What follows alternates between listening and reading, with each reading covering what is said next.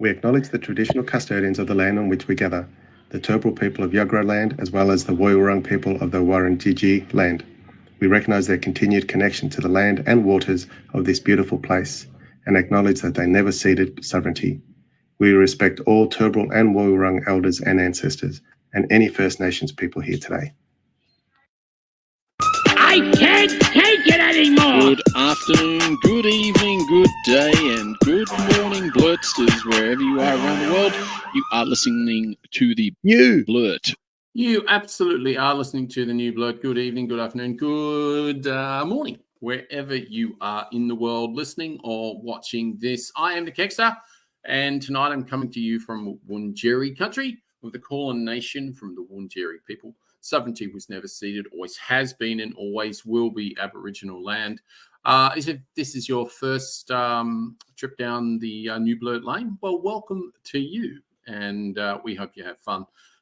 Tonight, we are going to be talking about, on Blurt Around the World, we'll talk about who is Banksy. Apparently, Banksy is going to be revealed soon. Apparently, there's a court case in the UK, defamation suit, I believe, along the lines, because of the fact that he's done graffiti, etc., in the past, and he's done quite a few illegal things, but no one ever knows who he is, obviously, so he can't really be tried for it. Anyway, it looks like someone is trying to do that. There's quite a lot of repercussions of doing that, and we'll have a quick look at that. And also, are we sick of private insurance? This is the question. I don't know about you, but my private insurance just went up by just over $1,000 in 1 year, which I think is pretty fucking ridiculous. So, yeah, I think we might be getting a bit screwed, and we might have just to listen to a couple of people that have decided they didn't want to be screwed anymore, so they just jumped out of the system and they've been okay. Maybe we'll look at that. Obviously, again, there's lots of repercussions for doing that. Why is it so wet in Queensland? Wencee, my magnificent co-host, who you will talk to in 2 seconds, is going to talk about why is Queensland so wet, and we're also going to do the Chaser's Guide to Not Being Woke. Tonight we're doing Blurt on Politics. We've got the Tassie election, why do pollies get gifts, science, lunar eclipse by Wencee, and I'm talking about the kelp forests in Tasmania. And some have died, but some have come back again. So with no further ado of any kind at all, I am going to say good evening. Oh, it's I. Gulung Nurun Dao. I hope you caught that. Amongst my wondrous applause from everyone. I did catch some of that. Of course, that is G'day in the Turrbal language, the local people here, to whom I acknowledge the traditional owners of this land on which we meet today, the Yuggera and Turrbal people, and I pay my respects to the elders past, present and emerging. Sorry to cut you off there. I think we've got a bit of lag there That's as extremely, well. Yeah, no, that's okay. Yeah, you weren't emerging, unfortunately. But if you are still there, yes. So good evening, Wencee. A little bit wiser, a little bit older, I believe. Yes, two days older, and probably 10% less wiser now as I'm getting older. I think it's 10% less every year, isn't it? Is that how it works as you get older?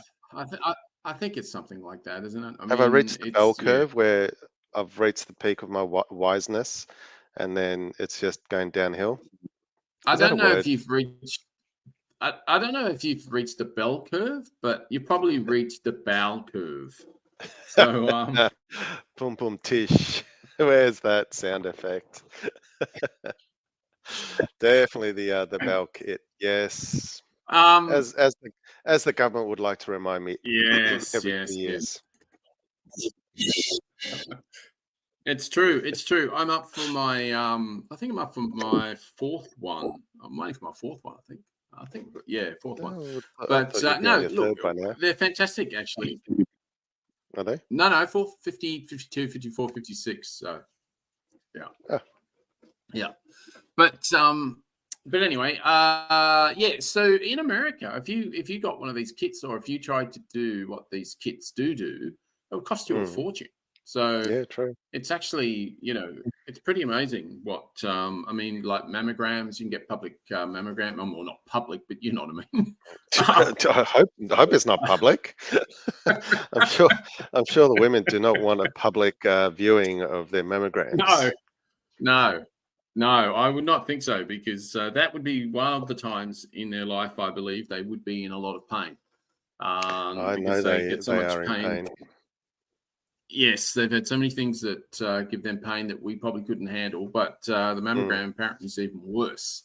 And I think the thing is that the women do the mammogram. It's not like men. So because they're women, they just sort of, they treat the women quite roughly. Like they're like, whack it in there and smash the thing down, and and Ness was telling me about it, and I was just like, that sounds a bit violent to me. Yeah, it doesn't make sense, does it? Like you said, you think if a woman's doing it to another woman, she'd be a lot more gentle and a bit more careful rather than a slam dunk type approach. Yeah, I think it works out that basically, look, I've been there, you've been there, and I've, so I don't feel sorry for you. I think that's what it is. I think that's how the mentality goes. But anyway. I can't remember how we got on the subject, but the bow kit. We digressed. Yes, the bow kit. We did digress, but just digressing slightly again to talking about the bow kit and things that could be not woke, or they are. Bow kits aren't woke. I highly advise and recommend getting them. But anyway, there's a link here to the Chaser's Guide to Not Being Woke. So this is, I'm not going to go through all of it because there's 85 things here, but I will put the link in the show notes as we talk. Yes, absolutely. So 85 things the media says is woke, so you can avoid them. So I won't go 85, but I'll just give you maybe the top 10. The Greens. The Greens are woke. Of course you probably they can't are. get much more woker than the Greens. But the Labor Party's also woke. Are they? But apparently so. But the thing here, the third one, I'm really surprised on. The Young Liberals are woke. Really? Wow. Does that mean that it's going to take about 4 decades before they make a mark in the party proper? Well, look, it's a really good question. I don't really understand that because, correct me if I'm wrong, but I remember the Young Liberals were responsible for saying something completely misogynistic and sexist against Julia Gillard. Right. They had a chicken dinner or something, and there was some entendre that was pretty lowest common denominator that they made. And the Liberal Party didn't basically say anything at the time. That was a Young Liberal. So I find that very interesting that they're now third on the list as, woke. So maybe King Charles they've changed their ways. Well, maybe. King Charles is woke, apparently. Of course they've got Trump down here too. No, he's not woke. He's broke. Yes, no. Right. Yes, of course. Yep. He's fully sick, broke. Yes, fully sick, broke. Exactly right. Nicely done. So, and they got the ABC down here, which I find interesting because I don't find that particularly woke anymore. I find that. No, not lately. No, I don't think so. Kim Williams, the chairman or ex-chairman, I think it's chairman actually, he's come out and said that, there will be no bias, and if there's any activism on the ABC, I'm thinking, how many times do you need to get an opposition leader on the Insiders? Surely that's activism, considering they're not even in government. But anyway, GTA 6. Do you know what GTA 6 is? Grand Theft Auto 6. Yeah. Apparently that's woke.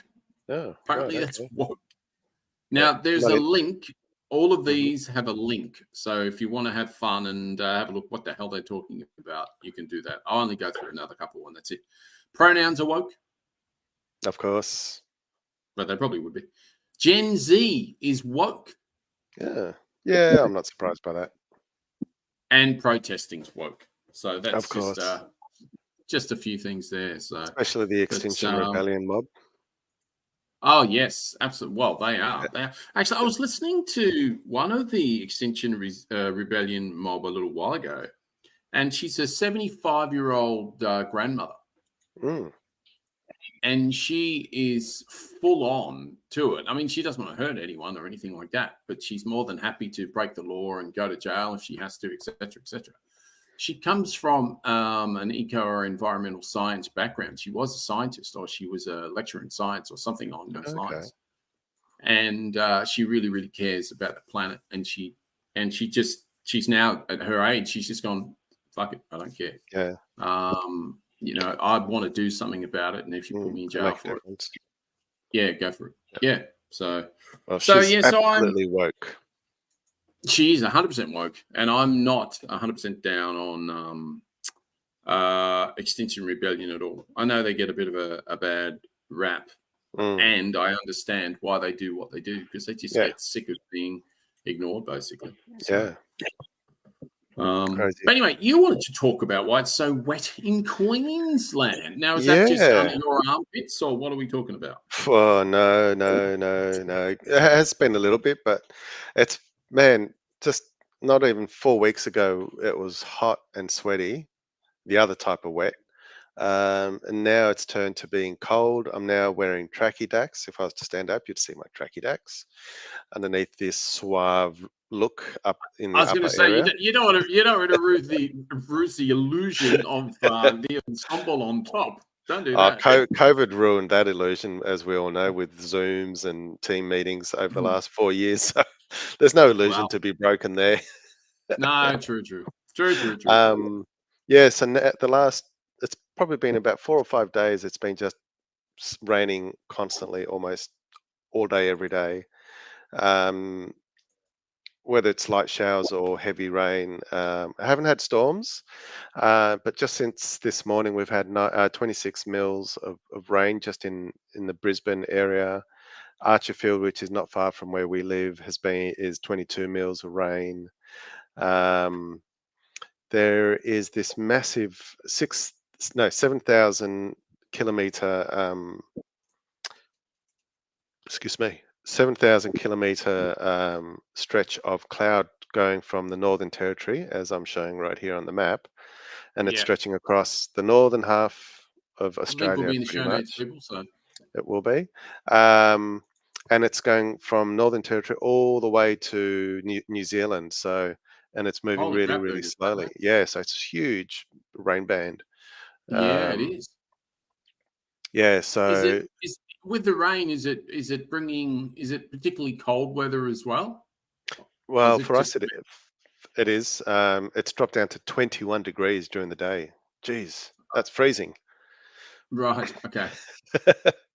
But yeah, so the predictions are we're going to get several hundred mils of rain over the coming days, and Easter's going to be particularly wet as well. Several hundred. Yes, spread over not in the one day, but yeah, there's chaos in the city streets. Wow. Morning where just water on stuff like that. Are they recommending you work from home? No, not yet. It hasn't been that bad. Yeah, so it's just constant rain, so it's just annoying. So kind of our clothes outside haven't even dried, and they've been out for 3 or 4 days. It's just too humid out there. Yeah, that's not great, is it? Wow. No. And is this are we saying this is obviously another sign of a global heating? Obviously, yeah, I'd say so. Or is it just a like a different year in Queensland? This particular year is wetter than last year, or has there been a pattern or a sort of sign that things have been getting wetter year by year? Yeah, good question. We have had a couple of cyclones this year over summer. Excuse me. And we recently had we had Wasn't there Tropical another one just Cyclone the other day? Megan. Yeah, so that's where this is all coming from. So that's why Right. it's come from the NT, but for whatever reason, it's just been a really big one, and it's just created this, like I showed earlier, the 7,000-kilometer Massive. long Yeah. stretch of Tail. rain Yeah. bands. So it's been pretty shitty.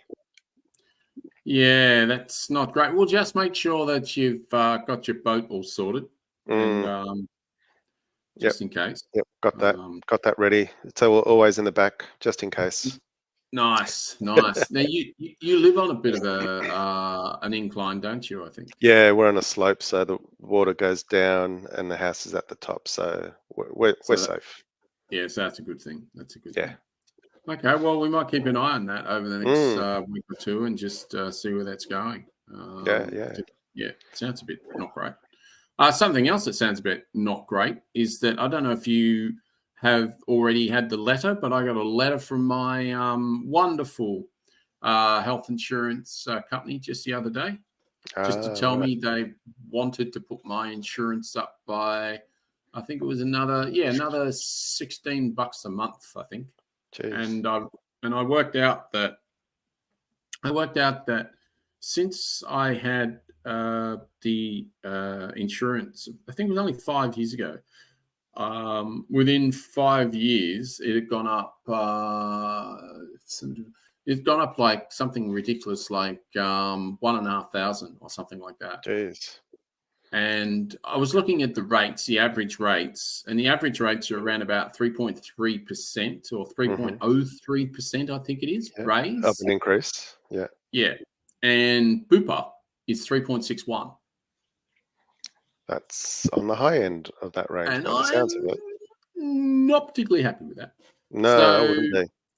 Like these people, a couple of people that I'll just mention, some Australians are opting to self-fund their healthcare in a bid to curb household expenses. More than 376,000 Australians self-funded their medical treatments in private hospitals in 21 to 22 financial year, data shows. The next private health insurance premium rise is expected in April. Well, it's already here. And the thing about this is that we're talking, I mean, the things that make your health insurance expensive a lot of the time are the extras. No, right, okay.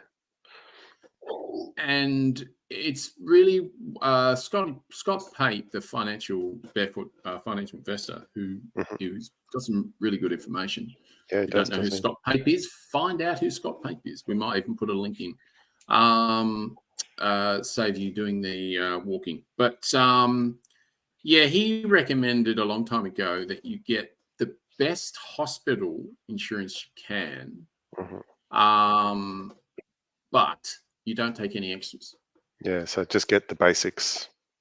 Yeah, cover. And then what you do is you self-fund your extras by maybe putting an extra in from your wage or whatever, instead of it going into their coffers all the time. It's not a bad idea.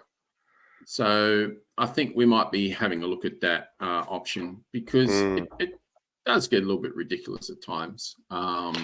What advantages do you get with private health insurance if you go just basics? Because we don't have it. So we stick with Medicare, and we had both kids by Medicare going through the public health system. I've had rhinoplasties where they fixed my deviated septum.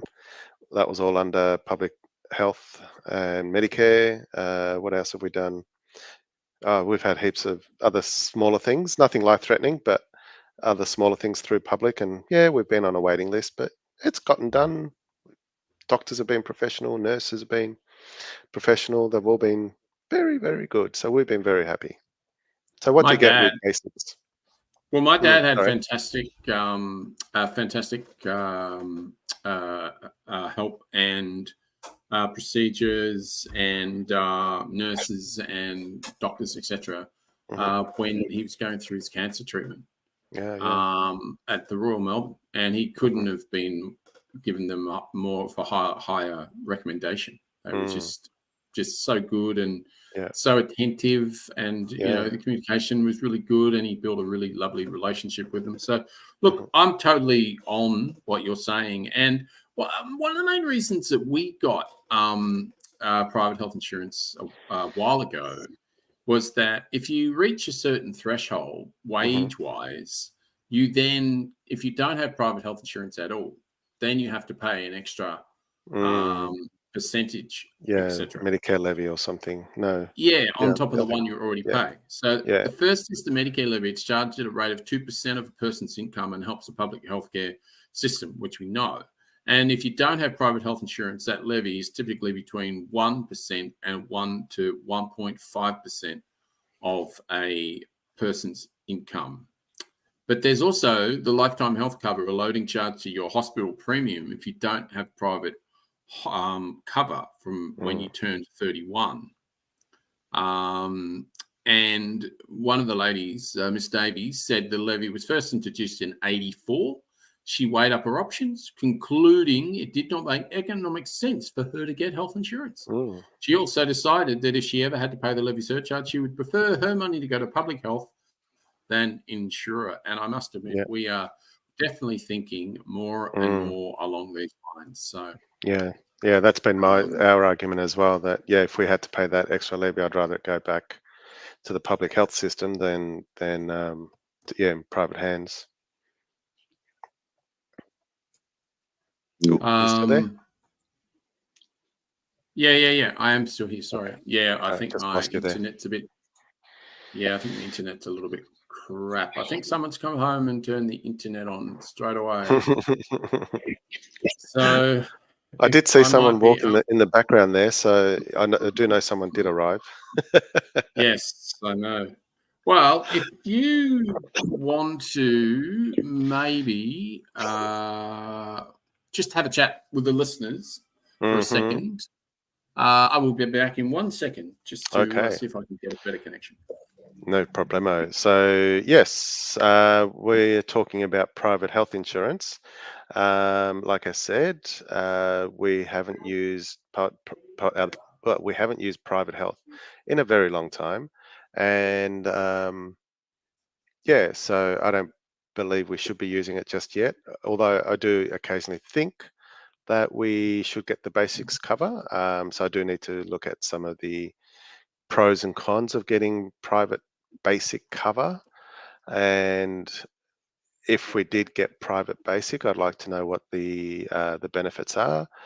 But I think for me, the reason why, for my partner and I, the reason why we didn't go private was when I think it was John Howard who introduced the levy or the loading, where if you couldn't get private by the time you turned 30, you got slugged a X amount of percentage every year you didn't get on it. And so because of that, at the time, I couldn't afford private. And ever since, it's just got more expensive, because as you get older, I think they added 2% loading every year or something like that. Yeah, it's pretty bad. So we've decided we can't afford that now.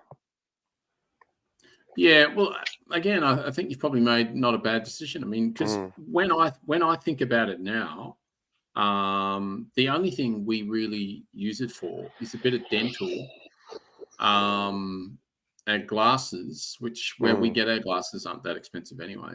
And they're all made fully by recycled means, and they're all made in Australia.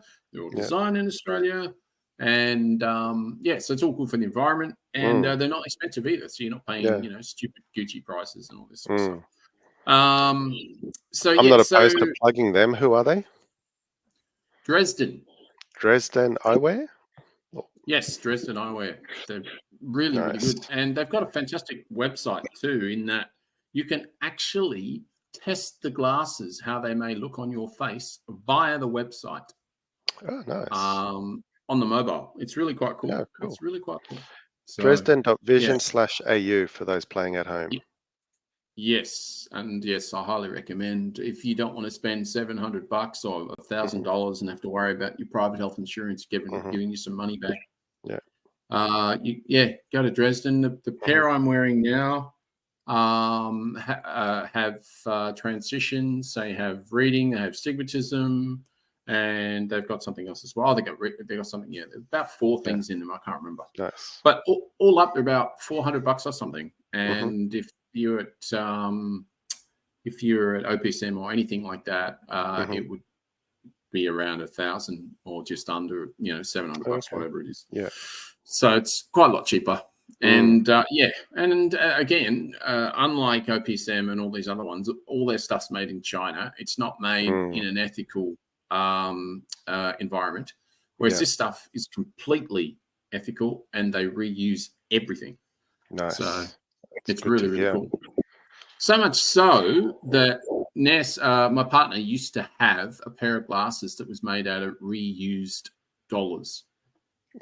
Reused dollar bills, as in plastic money? Yeah. Wow. Yeah. That's pretty awesome. Didn't know they got reused like that. Yeah, obviously taken out of circulation and deregistered or whatever they needed to do, but rather than throw the money away, they were able to recycle it and use it and turn it into a pair of glasses. They look really, really cool. Yeah. But unfortunately, she's now lost them. But that is a story for another day. But now I think we probably should get on with the show because we've got a little bit to get before through. You do, you got to tell us about Banksy because I'm really curious about Banksy. Oh, okay. No, real quick. No problems. Okay, no problem. So Banksy, if you don't know who Banksy is, I'll see if I can. Right, this is an idea of who Banksy is. I'll just throw that up into there. That's the sort of thing that Banksy will do. And he's been doing this stuff, I think, for about 20 years now, I believe. This is another classic of the sort of thing that he does. Oh, yeah. What's that? Just Well, it's sort of like putting stuff in the bin, but it's just like a old refrigerator back end or something like that. Yeah. Or a heater back end or whatever, but the way he's angled it, it looks like she's putting something in a bin. It's just. Actually, I just saw some feet at the other end of the fridge thingy, whatever that device is. Okay. Were they feet? Oh. Is that what she's done? Yes. Disposed of the body. Yes. Valentine's Day mascara. Mascara. It makes sense. Yes, so she's put the body in the box, and she's given it to it. So he or she or whoever the hell Banksy is. That was going to be my next question. How do we know it's a he? Yes, well, that's a great question. They've had quite a few different ideas of who it may be. But his identity may be revealed as a defamation high court battle ensues. The graffiti artist was initially expected to concede the defamation lawsuit to avoid being publicly identified. Okay. But now has filed defense documents in the High Court, increasing the chances of him, they're saying to him, having to be named in official legal records. Now, the problem with this is, as soon as everyone knows who he is, and no one knows who he is in the art world, if you know what I mean, all of his art that anyone owns overnight will go through the floor. Yeah, exactly right. Exactly right. So, that'd be interesting. So it's interesting because the only ones who are going to lose, he won't lose. I mean, he's already been paid. Yeah. I mean, it's only the people that own this stuff that's going to lose. But anyway, that's hilarious. I can't wait to hear the outcome. Yeah, it's going to be interesting. Despite the true identity being shrouded in mystery, many have attempted to guess who the artist is. It was alleged that in 2008, his name was Robin Gunningham. Okay. and there was his art, including now demolished Brexit mural in Dover and the Valentine's Day mascara in London, is worth millions of pounds. Wow. So so it's going to be interesting. It's going to be interesting what happens there. But I'm not sure when the court case is on. But again, we'll follow it on the new Blurt. We'll see where it goes. Yeah, and exactly. we'll keep our ear to the ground on that one, because I'm a bit of a Banksy fan as well. So should be good. I'm also Excellent. a bit of a Can't wait. Oh, I'm a bit of a Banksy fan, bit of a bank fan, bit of a blood bank fan. Oh, yes. When you give blood, you're more than just a blood donor. You're the lifeblood of Australia. Search Give Blood and book your donation with Australian Red Cross Lifeblood today. Give life. Give blood. The Australia Institute produces high-quality research that has real-world impact, whether it's revealing the $10.3 billion in fossil fuel subsidies provided by federal and state governments last year, or our long-standing research advocating for a federal anti-corruption commission with real teeth. We change minds. To donate, head on over to australiainstitute.org.au.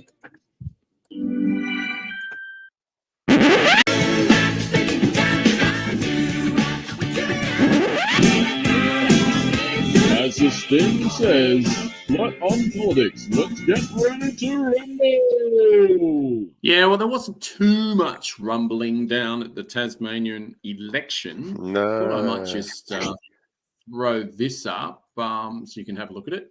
So that's where it is right now, Wencee. Wow. Wow. If you're following that on the video, you'll see it says the Libs are 13 seats, ALP 10, Green 4. I don't know what JLN is. You may. Jackie Lambie Network. Oh, of course, Jackie Lambie. They reckon she might win another one too. Yeah. I think I heard 2 or 3, maybe. Yes, that's what I'm hearing. And there's still 4 seats in doubt. So they reckon it's going to be at least another week or 2 before they actually find out. But it is a little bit curious. I mean, the Libs are sort of, banging on, going, yay. We've got 13 seats at the moment, which is admittedly 3 more than the ALP. But what I find hilarious and to an extent absolutely ridiculous, why wouldn't the ALP and the Greens just form a coalition? Tell me about it. Out of power. Why would they not do that? I just, honestly to God, I am bamboozled by it. Yeah, they have so many similar platforms and ideas. They're both on same side of politics. One a bit more left than the other, of course, but yeah, it makes a lot of sense. It's no different to the coalition, Liberal and National Party. Rather than being at loggerheads with each other, they should just go, right, on occasion like this, let's just form a minority government and work together. Well, logger being the operative word there. I mean, that's the problem. That's the whole issue down there. I mean, that's why they've got 4 Green seats. I reckon they can get up to 6. Wow. Imagine if they did. Well, if they did, I mean, the Labor Party, even though Rebecca White's not there anymore, she's now just resigned, which I'll talk about a little bit in a minute. But surely the new leader could just go, oh, hold on. Why don't I'm not as, adamant that I need to have a majority rule. I'm more than happy to work with the Greens. Why would they not try to get a coalition? I don't understand it. I don't understand it at all. I don't understand how the Labor leader, Rebecca White, conceded so quickly. That's what I don't get. I'm with you totally. I think it's ridiculous. I think it's totally ridiculous. Yeah, you should just wait till the very end and go, right, here, start making deals with people and with different parties. Yeah, it made no sense to me. What was even more hilarious, Wencee, was that Jeremy Rockcliffe, the leader of the Libs over there in Tasmania, on the election night, he was thanking the Tasmanians for them winning so well because we've got such a majority, etc., etc. And you just saw the seat outline right there. They've got 3 more seats than Labor, but between Labor and the Greens, they've got more seats than the Libs. So what it does tell you, though, it tells you they're going to have a very, very, because the whole idea was he wanted to have an election so he could get, because he felt he was going to get a massive majority to get back in. So he's had this early election. Now, this early, because no one likes elections. It doesn't matter who you vote for. So, it doesn't matter who you vote for, but no one likes elections as a rule, unless you can't stand the other person. Yeah, exactly. And you want an election. But the thing is, so he was a little bit full of himself, and so he went early. And now this has backfired badly on him because he is now going to have a massive, he'll be lucky if he may get 18, right? He might be able to get a majority.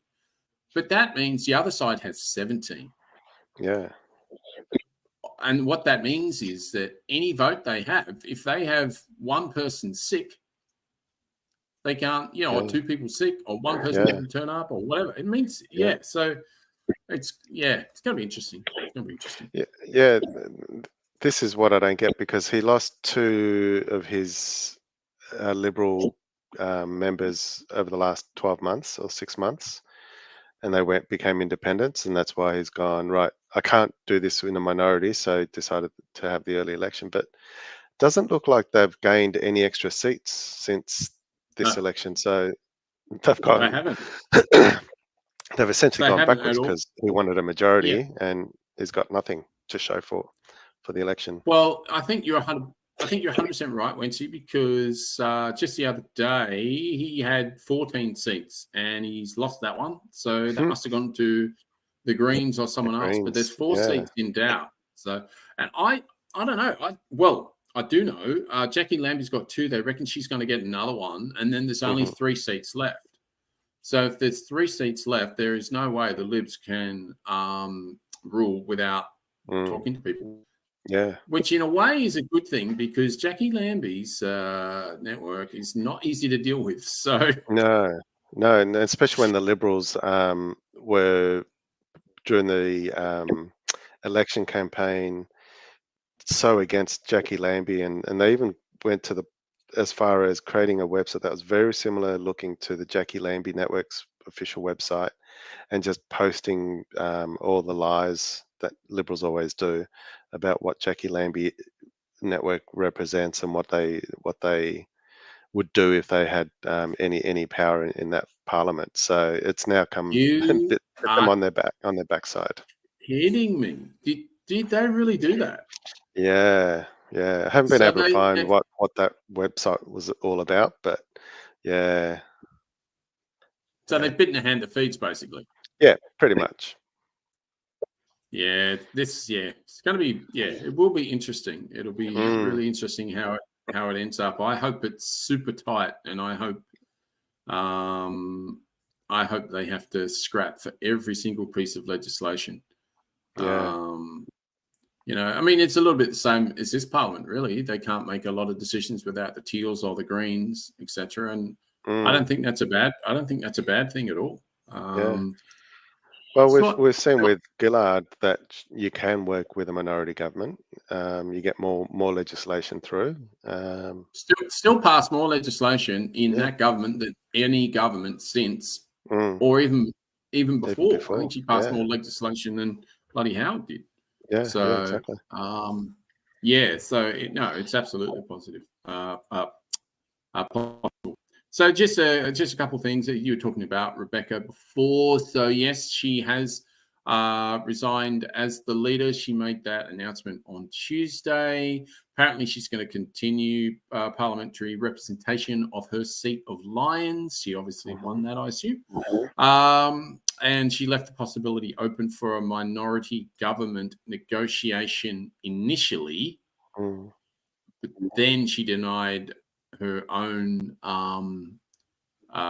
because she was talking about that on the night. I remember she hadn't conceded on the night, so I'm a little bit perplexed as you are, Wencee, on this one. Yeah. But anyway, she's led Labor since 2017. which isn't that long. It's only 7 Yeah. years, but Yeah. apparently they've had 3 elections and she's lost them all. Apparently, so Wow. But Yeah, no wonder she's resigned. It's like she can't win by the 3rd try. Well, time for someone new.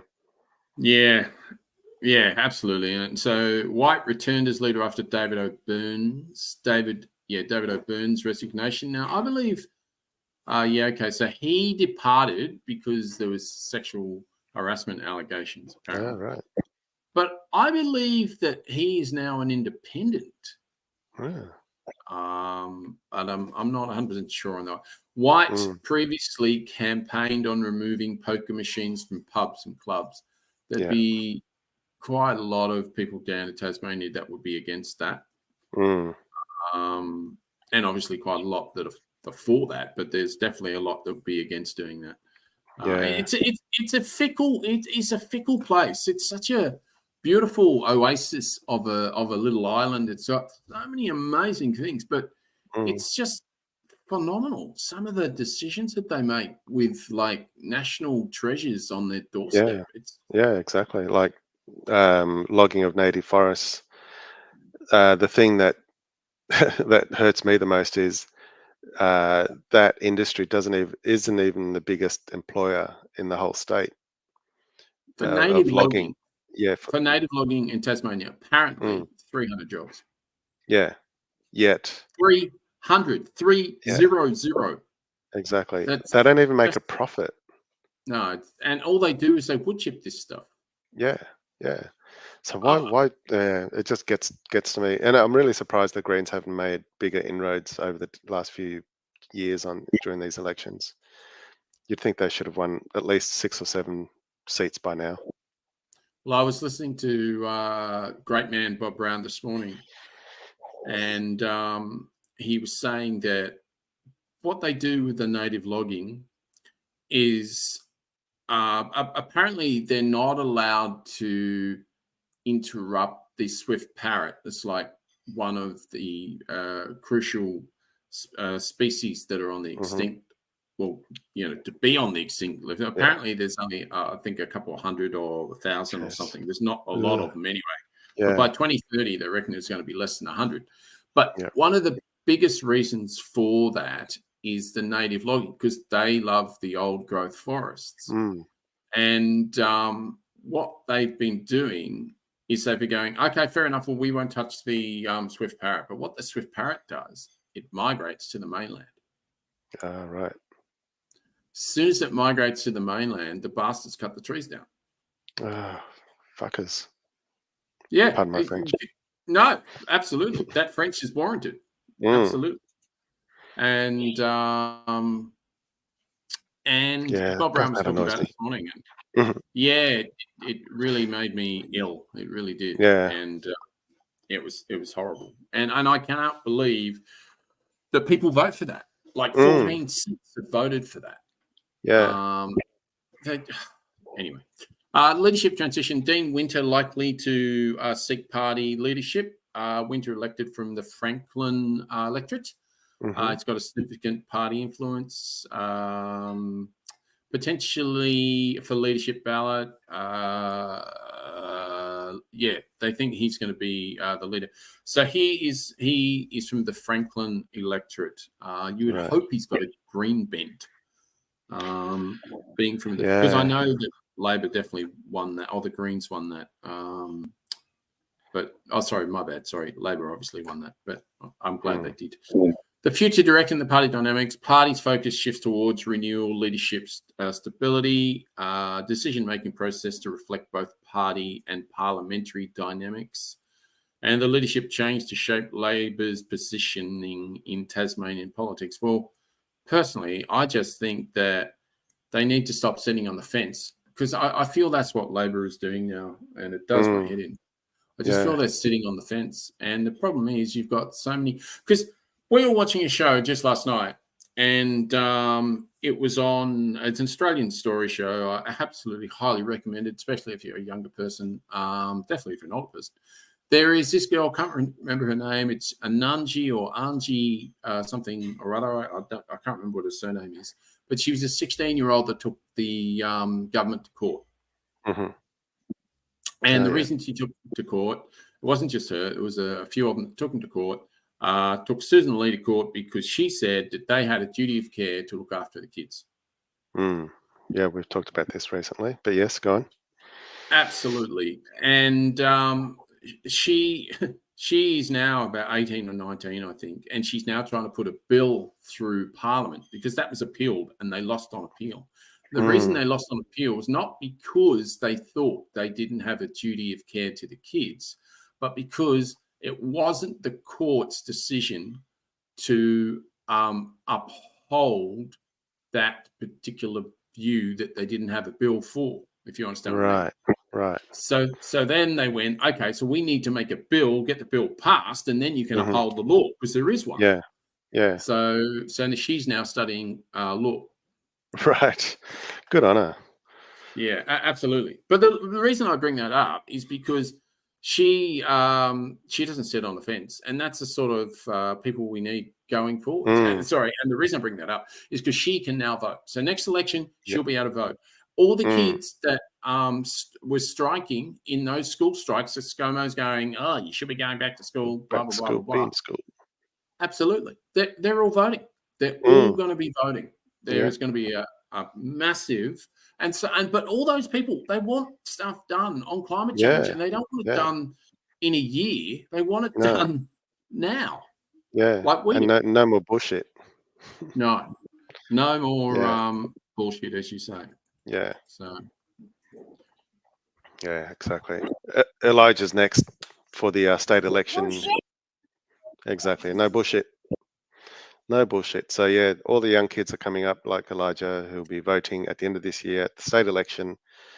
And hopefully sending out a message to all the old fogies in the Labor and Liberal parties. Between you and I mean, I'd be more than happy, obviously, to see Liberal wiped off the map. That's not going to happen, but it would be nice if it did. But I wouldn't mind seeing Labor getting a little less. I'd like to see more teals, and I'd love to see more greens. And And I'd just like to see politics move a little bit more to the centre rather than creating this vacuum in the middle and everyone's just sitting on the sides, the far left or the far right, getting that balance in the middle. I would say they are right in the centre right now, and that's the problem. Oh, are they? Yeah, okay. I mean, they're pretty much they right or centre left if you think about it. I mean, they're centre left on progressive sort of policies, talking about renewables, talking about 82% renewable by 2030, I think it is. 2030, believe it or not. They're only up to 35% at the moment, so they're a long way behind. Only 6 years to go. Well, that's it. And then you're still paying the fossil fuels companies $11 billion in subsidies per year. I mean, you can't. Yeah. You're either in the boat or you're out of the boat. You're not on the freaking edge. Exactly. You're going to fall in, and that's what's happening. This is what I'm saying now. They're right in the middle, and so this is not good. This is not good. But anyway, just before you crack on with more poly stuff, I thought I might just do this. Hi, it's Ashley Queensland here, and you're listening to the new Blurt with Wencee and Kegsta. That's right. Over you, my friend. Over you. Thank you, Ash, and thank you, Kegsta. All right, Blurt on politics. Mine is a little bit lighter in mood and being serious about it. This one is still serious.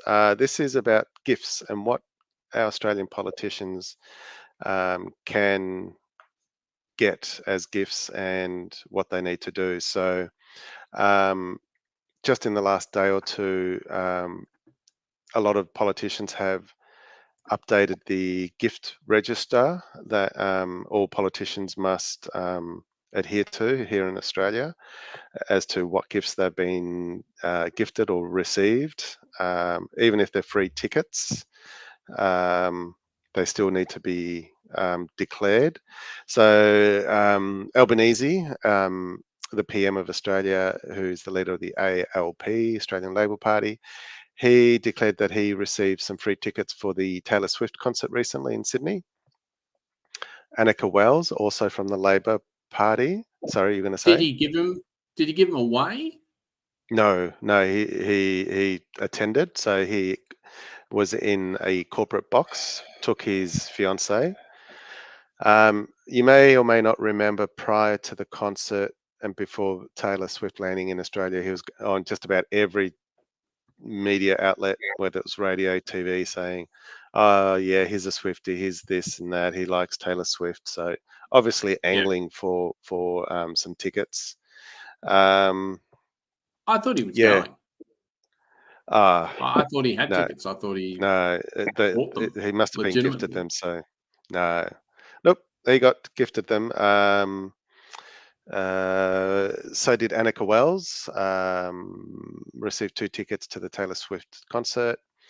Who's Alison Annika Byrne. Wells? Is she opposition? No, she's ALP and sports minister. Oh, right. Yeah. Right. Another ALP member, Alison Burns, excuse me, also got tickets, but she got it through her husband, Paul Scully, who's a New South Wales State Labor MP, and he got free tickets from, I can't remember if it was the touring company or the record label. Adam Bant also received, has declared 2 free tickets. So these are all publicly accessible. So these are in the public sphere. So there's a requirement by politicians to declare what they've received in gifts within a certain period of time. It's usually a few weeks. And then it goes onto a public register, and you can then see that, be able to see it. I would imagine he must quite like Tay Tay, because otherwise, seriously, why wouldn't you give them away? That would just be. I mean, can you imagine the kudos you get for giving them away? Yeah. Really. Oh, yeah, exactly. But maybe he is maybe they are, or maybe some people just want to see these big concerts that everyone's talking about and going to. So if they get offered tickets, why would you say no? Well, yeah. I mean, I know he loves his music. That's not a not known thing. I mean, he did used to be a DJ, etc., etc. So exactly, all that's true. So yeah, so it's not surprising. And like you said, it wouldn't surprise me if he is a bit of a Swiftie. He may not be a full-on Swiftie, but maybe he's got his L plates on, or maybe he's on his P's. I don't know. Well, if Spud was here, he would be saying he's very good at pulling a Swiftie. Yeah, exactly. But he's not. So but he's not. I thought I was going to get some sound effects there, or hear some sound effects. Other MPs that have declared concert tickets. I'm going to continue on with concerts. Liberal MP Karen Andrews, who's from the Gold Coast. She disclosed 2 tickets to Pink's concert on the Gold Coast recently, and they were provided by the Gold Coast Suns, an AFL team. Tony Burke, who's a federal ALP Minister for Employment and the Arts, he was gifted corporate suites for the Paul McCartney and Foo Fighters concerts last year, and that was courtesy of Frontier Touring and Sony Music, respectively. You know what, though? That makes total sense to me. That's the only one that makes total sense. He's the arts minister. Yeah. And he gave heaps of money during COVID. Well, it wasn't him, but no, the it wasn't government him, did. To very big arts companies, and because the little ones were struggling, but the big ones were able to take advantage. So yeah, that's the only one so far that makes any sense. Yeah, yeah, exactly. The health minister, Mark Butler, disclosed tickets to Womadelaide, which is a world music festival in Adelaide. Yes. Going to be very, very good. Yeah, I keep hearing it's good. I'd love to go to that one day. Yeah.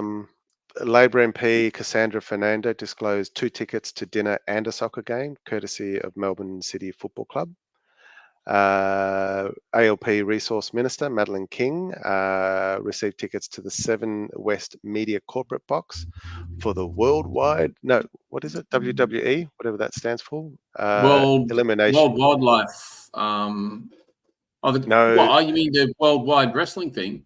Yeah. WWE Elimination Chamber actually. Wrestling in Perth. So I never thought she'd be a wrestling fan.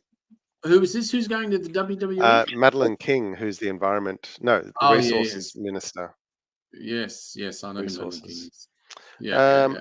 Other tickets, Sail GP for sailing, that went to Annika Wells again. So she gets around. World Wrestling Entertainment, I think it is. Is that what that stands for? Yeah. Okay. Yeah. So Annika Wells, like I said, sailing, got tickets for that. She's also had tickets for Brisbane Broncos matches. Trade Minister, I'm seeing a lot of ALP, not many Liberals here. Maybe they're not into arts, which they're doesn't not surprise me. No, true. at all. But it also makes sense because they're not in government, and usually true. these sort of things go to who's in government. Yeah, that's a good point. Trade Minister Don Farrell accepted 2 tickets and hospitality to the Kangaroo Island Racing Festival from the marine transport provider SeaLink. So they're the ones who provide the ferry services there. So Kangaroo Island Racing. So they racing kangaroos on the island, or what? I'm guessing so. That'll be pretty entertaining, got to say. Especially if they have to go backwards. Well, because yeah, they can't. definitely. That's exactly right. It's 100% correct. 100%. Yeah, so like I said earlier, the Australian politicians need to declare these activities free tickets, whether it be concerts, sporting events, even access to airline lounges. They get registered as well. So there are several links that I've been looking at from various departments within government where they've been, they've got those entries to the Qantas Lounge, Virgin Australia Lounge at various airports. And obviously as well, politicians need to register any interest that might be a conflict of interest, things like property, shares, and things like that, that might conflict with their portfolio, whatever they're looking at. Yeah. Wow. So it's quite a few gifts there, and mostly for the arts. Yeah. So this one was particularly on arts. There's a whole bunch of other sporting events. Albanese disclosed on 22nd of December. Tickets to the Foo Fighters provided by Frontier Touring went to the Australia versus Pakistan. I know he definitely loved that. Yeah. Oh, yeah. He would have grown up with them too. Albanese also declared tickets for Australia versus Pakistan third test at the SCG. Australian Open. So there's a whole list here. Oh, Peter Dutton. That's a perks of being Prime Minister. So, you know. Yeah, exactly. Peter as long Dutton. as you declare it, I'm not that upset about it. Yeah, exactly. Peter Dutton had tickets and hospitality to the Australia versus Pakistan second test, courtesy of Cricket Australia, as well as the third test in Sydney as well. So yeah, it's not just Labor, but yeah, Liberals. Yeah, I'll have the links in the show notes, and you can see where the gifts are going. Who's got it? Yeah, where the gifts are going. Oh, I just saw. Before we depart this segment. Good old ScoMo disclosed on the 5th of May of, that must be 2023 because it says 24. Yeah, 5th of the 5th, 23. Travel or hospitality return business class airfare Sydney to Honolulu. Accommodation and incidentals for himself and Mrs. Morrison to go to the Pacific Forum for January of this year. So, yeah, interesting. Right. So basically, he's making us pay for him to go to Hawaii Yeah. And he decided that he would just say he's going to this forum, so he gets free tickets that we need to pay Yeah. for. Yeah, pretty much. Now, see, that's bullshit. Now, that is Yeah, bullshit. exactly. That's what pisses me off. Anyway, talking about cash for comment. Ooh. God, nothing hurts my soul more than getting a bunch of money from paid sponsorship. Cash for comment. I love it. Speaking of cash, have you tried the new Cash app? Send and receive money from anyone instantly with the Cash. Oh, God. Say you want to get $10,000 from Valvoline just for mentioning the word Valvoline. Just give them your Cash app username and they can send it to you immediately. No questions asked. Download Cash app today. Valvoline. You are listening to Science on the new Blurt with Wencee and the Kegsta. Science. Just like my t-shirt. It's all sciencey. Got astronauts and spaceships and UFOs. Speaking of... I thought it was Star Wars. No, I don't think it is. No. Just sciencey stuff. Speaking of science and outer space, 8th of April, mark this in your calendar for anyone who's in the US, Mexico, or Canada. There is, cuts us out. There is going to be a total solar eclipse happening, and I'm just going to quickly show you the map to see if this suits. We better write to Orange Head so he can directly stare at it. Yes, like he tried to do last time. And didn't make him blind, unfortunately. He didn't look at it.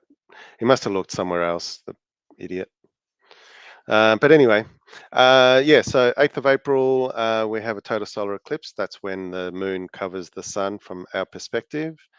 So here is a map. So it starts in Mexico, crosses through the Pacific first, but not this much is a population great there. link page, by the way. This is awesome. Oh, it is.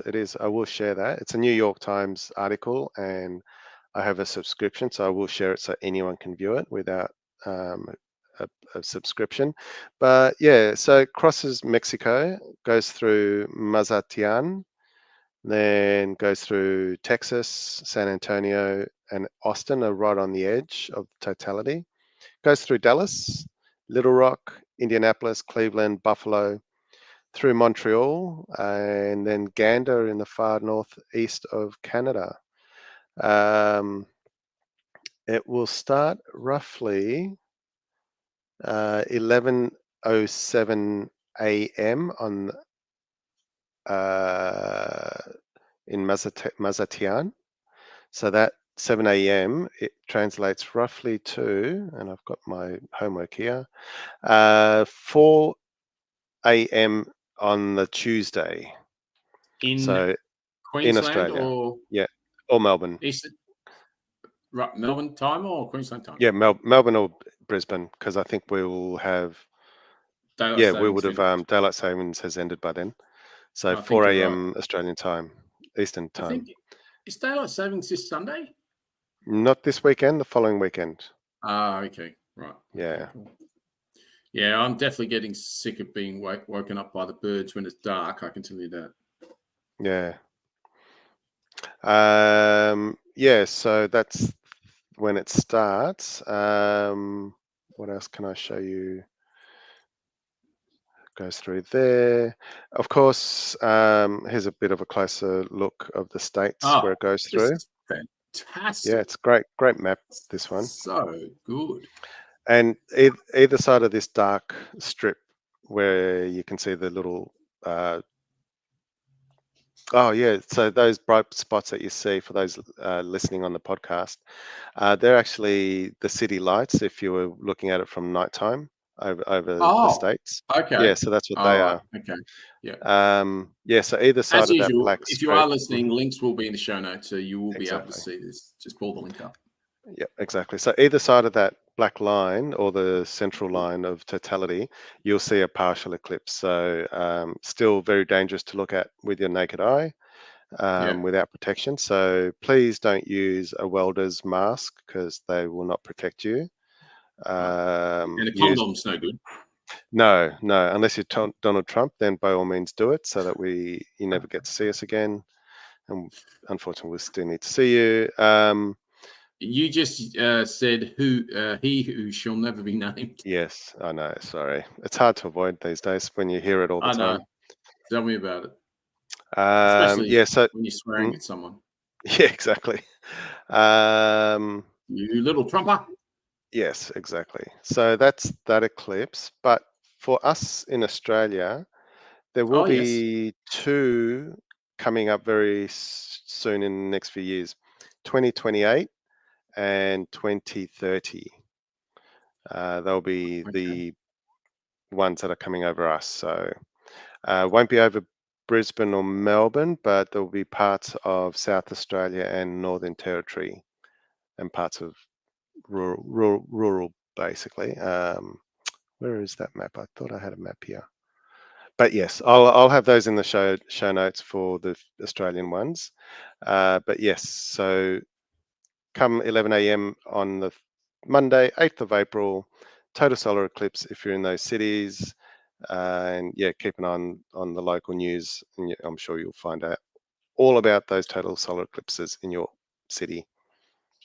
Beautiful work, Wencee. And considering that somehow, some way, our statistics tell us that 55% of our listening audience is from the US, they will be interested in everything that you just said.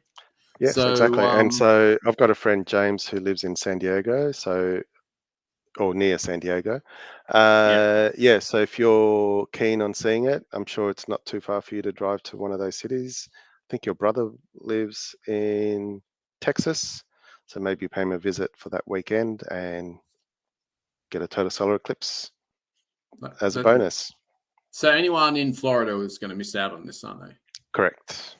Yeah. Okay, cool.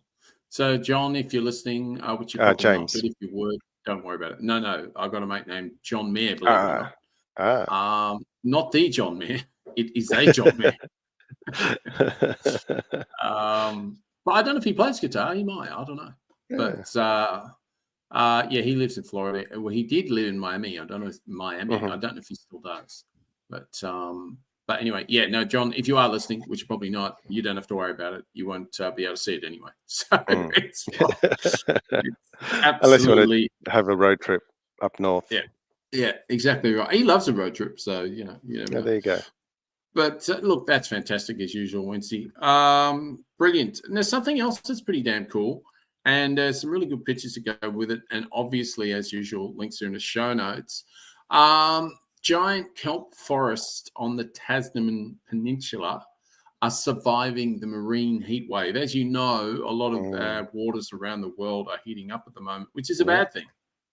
Because it means that the creatures in the ocean that like the warmer waters, i.e. sharks, come into areas where they didn't used to come into. So, and also obviously warming up areas where particular species need it at a certain temperature, usually cooler, is not good because they can't survive. So, so not good at all. But something that is good is this picture I'm about to put up. It's just a cracker of a picture. It's the below the surface of the bay shows a crucial part of the marine ecosystem, and it's slowly being rejuvenated. And I'll show you this in a minute, but this is a great picture. So if you're looking at that, just a beautiful, beautiful photo. So just to give you an idea of why the kelp forests are so important, because basically they're carbon sinks. They're one of the best ways to sequester carbon that we have at the moment. And in Tasmania, giant kelp forests have declined by 95% since the 1950s. Wow. The main cause is climate change. And again, as I just said, leading to warmer water and less nutrients. So, and the other factors include overgrazing by sea urchins, which is exactly what I was saying. They are okay. They can handle these sort of conditions. They're basically like parasites. And so they keep killing the kelp, and they kill the coral in those areas, et cetera, etc. So, yeah, it's not a good thing. Kelp forests are the foundation of coastal marine ecosystems. So not only are they a carbon sink, they provide habitat and food for heaps of marine species, and they really help to keep the coastlines protected for storms and shipping. So Oh, wow. I've got a couple of other really good photos, which I'll just pop up because they really are good. This is a lovely one that is just showing how the giant kelp forests have almost disappeared. But the good news is that they're now farming them to bring them back. So that's that's in. Let me have a look what that is. That's in 1996. Participated in a documentary showcasing the kelp, but within 2 years, the kelp forests had gone. So they thought it would just come back by itself. But north to south, it was all gone. And it was pretty distressing to see what had happened. According to the marine scientist, and he said fairly and squarely, it's climate change. Mick explained the global warming data has had obviously a devastating impact on the giant kelp forests, on how they need to plant and what years, etc. But the global warming has had a devastating impact on the giant kelp, as well as overgrazing, as I talked about before, sea urchins, etc. So this is some other really crackers. You can see the giant kelp forests here. You can see under the water there, just massive, and It the must be tens of meters biodiversity. tall in some places. Yeah, absolutely. Yeah, absolutely. And the biodiversity is just incredible, a marine biodiversity. And exactly as you just said, I have a fantastic picture. Will illustrate exactly as you just said. So. Awesome. Biologist Craig Sanderson has been studying seaweed for 40 years in Tasmania. And he said the biomass on the East Coast probably peaked around the 50s and in the early 70s. But from the 50s now, we see 95% loss on the east coast of Tasmania. So what's killing the kelp? We just talked about that.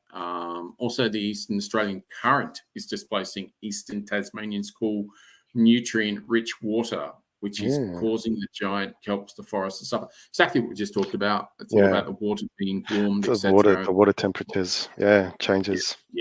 Yeah, it's pretty not good. It's just like the wind above land, where as it gets warmer, it just changes the direction and the composition of where the winds go, whether it's cold or warm, where the rains go. So it's absolutely. And the thing about these giant kelp forests is they've also discovered, and I'm pretty sure you already know this, but in case people that are listening don't. They've discovered that kelp is a really good supplement for cows' food to lessen the impact on methane gas. And in other words, cows eat kelp, have less farts. That's exactly 100%. Well, actually, it's not farts. I thought it was farts. Oh, it's the burps. No, it's the burping. Yeah, it's burping. It's the burping. It's the burping. We like to think it's the farts because that's the way we roll, but it's actually the burping. It is the burping. And but these are the massive forests that you were just talking about 2 seconds ago. How pretty is that? Amazing, absolutely amazing. And you can imagine, you can see the biodiversity, the marine biodiversity just there, just by looking what's there. And there's a other couple of pictures to come up in a second as well. You can see the creatures under there, but that sequesters so much carbon. It's not funny. I think honestly, I will do a disservice if I try to put a percentage on how much more it sequesters compared to a forest. But what I will do is I'll just make a note. Oh, can you do that thing in the video? If you can do that, that would be awesome. Thank you. And you can hit me up at the week, tell me where that is, and I'll do the homework on it and find out what the difference is between a normal forest sequestering carbon and a kelp one. I am pretty damn sure the kelp one is sequestering a lot more. So that's why it's so important. Yeah, so you can see the marine species there. I think that's an eel of some kind on the left. Yeah, on the left, yeah. And I don't know what the right is. I do not know what that type Looks of like fish a is. fish of some sort, some weird It's looking definitely fish. a fish. Yeah, it's a weird looking fish. Yeah. That's not a very good biologist description of what we just looked at. And it's mainly good. Okay, I'll call it the Collingwood fish because it was black and white stripes. What? And it looked like a bit of a loser? Who said that? Who said that?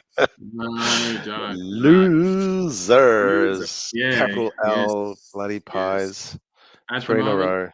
not good. Not good. Yes, but we won't talk about that moment until No. we win a game. Attempts to save kelp. Locals have watched on in despair as their world-renowned piece of marine paradise loses a critical part of what makes it so special. So I will show you this picture, which is not a good picture. This is a really crap picture. Yeah. As in a depressing picture. Yeah, that's not good. Wow. So that's all the sea urchins taking over and just killing everything. Just hopeless. The situation isn't hopeless, but that's not good. That's not good. Because for those at home, the sea urchin is an introduced species down there, so it's not natively found there, and hence why they're just doing so much damage. Yeah, 100% right. Because as soon as something is introduced into an area that it didn't come from, for some reason it freaking thrives. Cane toads. Yeah, I know. It just goes on and on, doesn't it? What else? Rabbits. Yeah. We have a history of it here in Australia. Yes, we do. We definitely do. But it wasn't actually us who introduced it. It was the British. So we can blame them. Yeah. Okay, so there's a fantastic link. It goes about 4 minutes, so I'm not going to play it now.